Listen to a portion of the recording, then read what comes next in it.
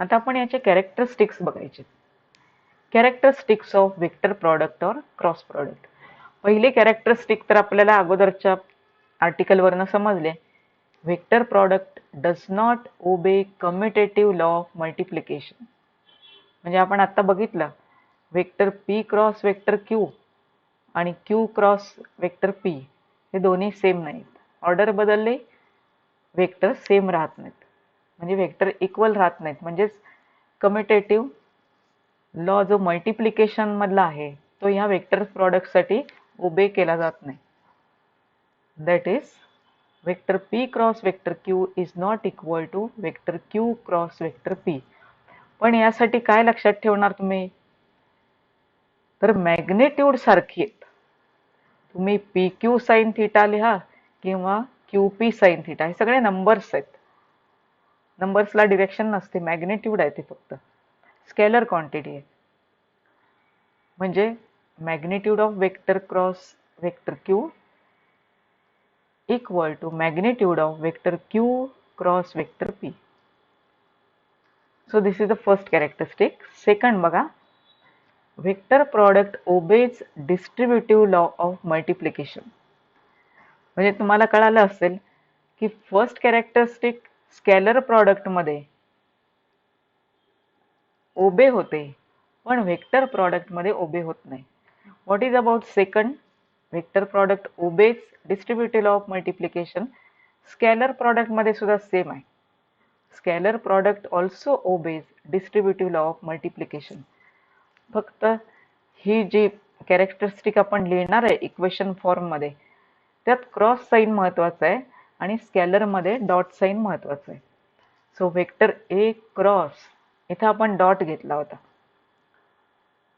Vector B plus vector C equal to vector A cross vector B plus vector A cross vector C. इथं order change करायची नाहीये. A to B, A to C, order इथं आपण change करत नाही. तर scalar product आणि ही वेक्टर प्रॉडक्ट मधली सेकंड कॅरेक्टरिस्टिक जी आहे, म्हणजे distributive law of multiplication is obeyed by both of this product. फक्त तिथं डॉट वापरा आणि इथं क्रॉस वापरा. Next characteristic, special characteristics, special cases of vector product. So this characteristic is number 3. This is number 3. कारण दोन कॅरेक्टरिस्टिक ह्या झालेल्या आहेत, फर्स्ट आणि second. So this is number 3.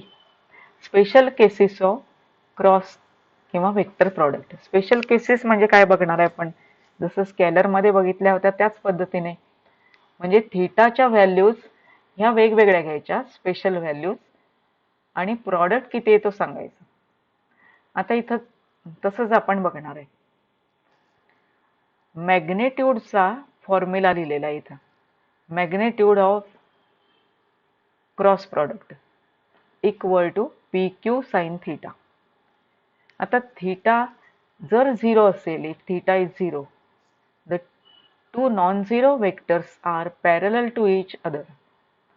म्हणजे दोन वेक्टर्स आपण नॉन झिरो वेक्टर्स पॅरलल असतील तर यामधला अँगल किती असतो हे आता बऱ्याच वेळेला रिपीट झालेलं आहे.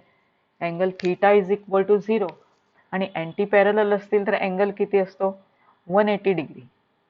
हे इक्वल असले तरी चालतील किंवा इक्वल नसले तरी चालतील, पॅरलल आहेत म्हटल्यावरती थीटाची व्हॅल्यू 0 झाली आणि अँटी पॅरलल आहेत म्हटल्यावर थीटाची व्हॅल्यू किती येणार, 180 डिग्री.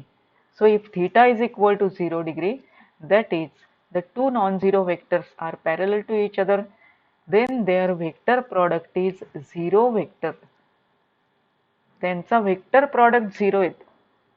म्हणजे प्रॉडक्ट वेक्टर कसा लिहिणार बघा आपण, vector P cross vector Q is equal to 0 vector. आता हा 0 वेक्टर आपण सुरुवातीलाच टाइप्स ऑफ वेक्टर्स मध्ये डिफाइन केलेला. 0 वेक्टर आहे because vector P cross vector Q, this is vector, this is vector. मग तुम्हाला नुसता 0 लिहून चालेल का, हा वेक्टर आहे, वेक्टर आहे, त्यामुळे 0च्या वरती तुम्हाला हा एरो सिम्बॉल काढला पाहिजे. So this is 0 vector. Vector P cross vector Q is equal to 0 vector. Statement किंवा याचं जे रायटिंग आहे ते किती इम्पॉर्टंट आहे बघा. तुम्ही असं लिहून चालणार नाही तुम्हाला vector P cross vector Q is equal to 0, कारण हा कुठला प्रोडक्ट आहे, this is a cross product. So this should be vector. This should be vector. Answer should be vector. So this vector is 0 vector. Magnitude विचारलं तुम्हाला. If the magnitude is asked, vector P cross vector Q चं magnitude, तर हे 0 येईल. हे का 0 येणार? हे का 0 येईल? तर हे 0 असं येणार आहे. तुम्ही फॉर्म्युला वापरायचा आहे आणि फॉर्म्युला वापरून तुम्हाला हे आन्सर 0 कसं येतं ते कळेल. फॉर्म्युला वापरून हे सोपं आहे एकदम. साइन 0 0 असतो हे माहिती आहे. फॉर्म्युला वापरून काय येणार बघा, P चं मॅग्निट्यूड Q चं मॅग्निट्यूड इंटू साइन थीटा म्हणजे sine 0. Sine 0 0 PQ into 0 this is 0. कुठली व्हॅल्यू माहीत असण्याची गरज झाली? साइन 0 माहीत पाहिजे. Sine 0 is 0. पण हे लिहिलेलं आहे हे वेगळ्या पद्धतीने आणि हे वेगळ्या पद्धतीने लिहिलेलं आहे.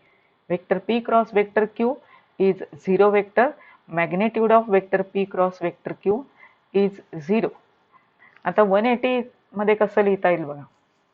If the two non zero vectors are anti parallel to each other then their vector product is also 0 vector. हा 0 वेक्टर का येणार? तर थीटाची व्हॅल्यू कळाली, अँटी पॅरलल म्हणजे 180 डिग्री.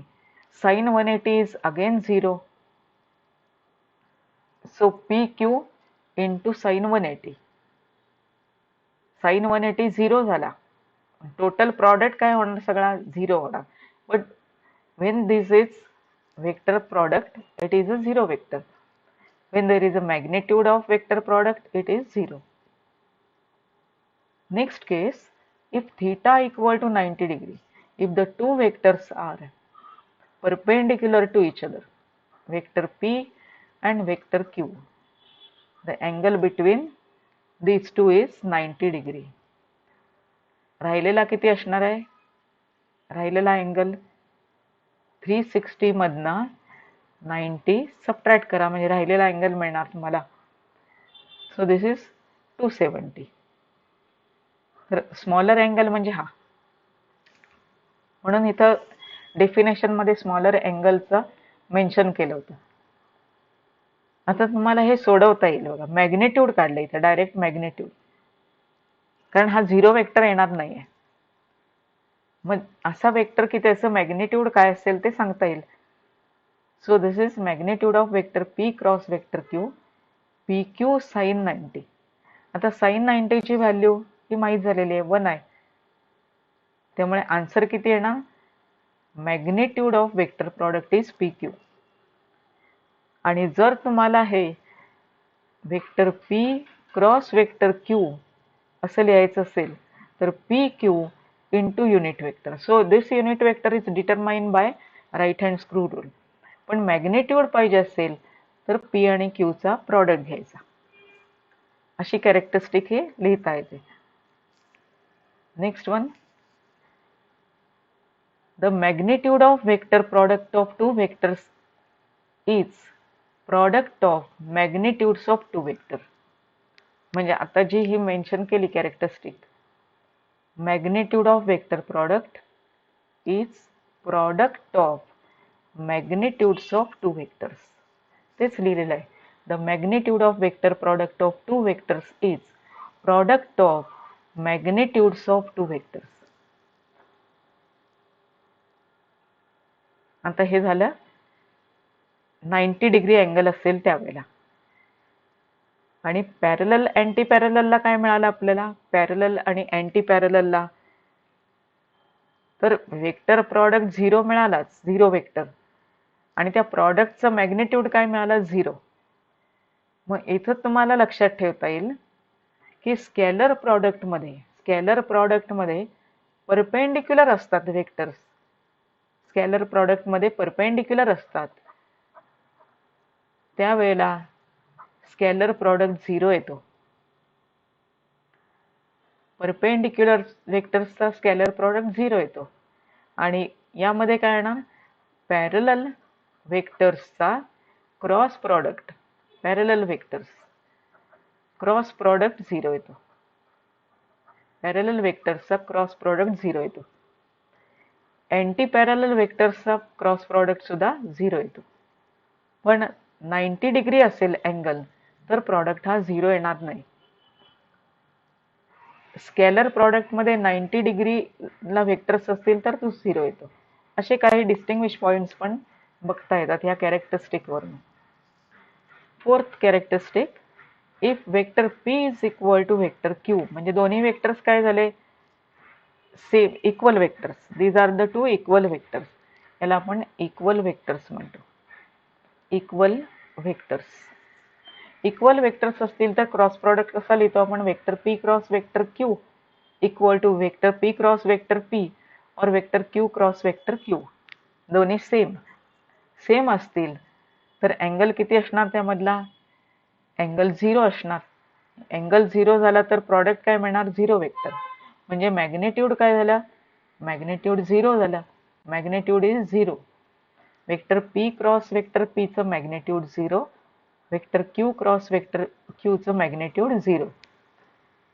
पण तुम्ही मॅग्नेट्यूडचा सिम्बॉल वापरला नाही, then you have to write this is 0 vector.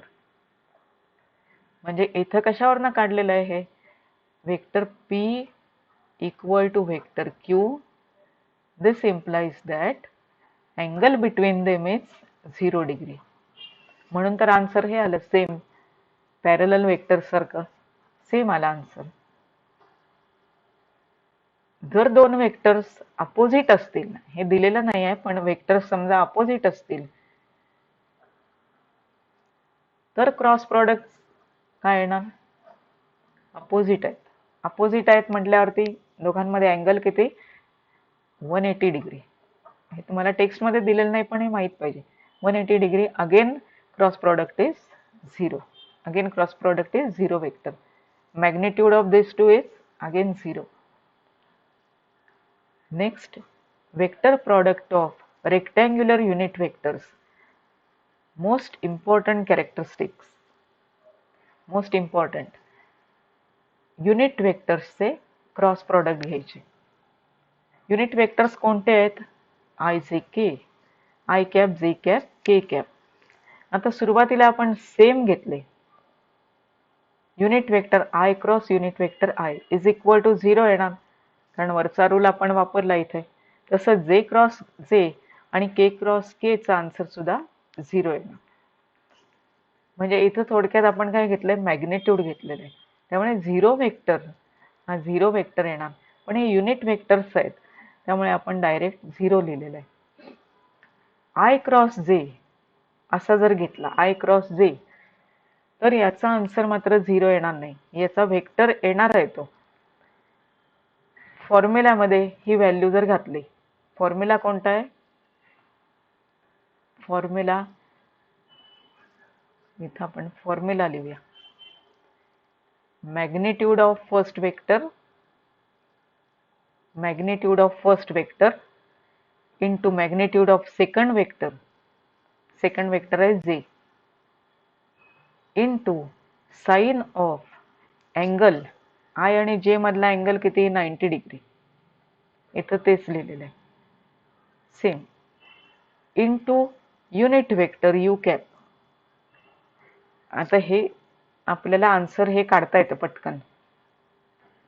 I into I, 1 into 1, sine 90 is again 1, sine 90 is 1 into unit vector. म्हणजे आन्सर काय आला, युनिट वेक्टर आला नुसता. पण युनिट वेक्टर तुम्हाला डिरेक्शन दाखवणार आहे. मग ती डिरेक्शन कोणत्या ठिकाणी असेल, जर हे स्पेशल वेक्टर्स आहेत आय आणि जे, ह्या दोन वेक्टर्सना परपेंडिक्युलर पाहिजे, परपेंडिक्युलर किंवा ह्या प्लेनला परपेंडिक्युलर. मग एक्स वाय प्लेनला परपेंडिक्युलर कुठला असणार आहे, axis Z axis. Z axis वरती युनिट वेक्टर कोणता आहे, unit vector is vector K. So here vector U is nothing but vector K. म्हणून हा यू लिहित नाहीत, तर फॉर्म्युल्यामध्ये आय क्रॉस जे म्हणजे युनिट वेक्टर के. राहिलेला तिसरा वेक्टर घ्यायचा. आय जे के राहिलेला तिसरा वेक्टर. इथं एवढंच आन्सर लिहित नाहीत. तर युनिट वेक्टर कोणता आहे तो माहिती आहे. It is along perpendicular to the plain.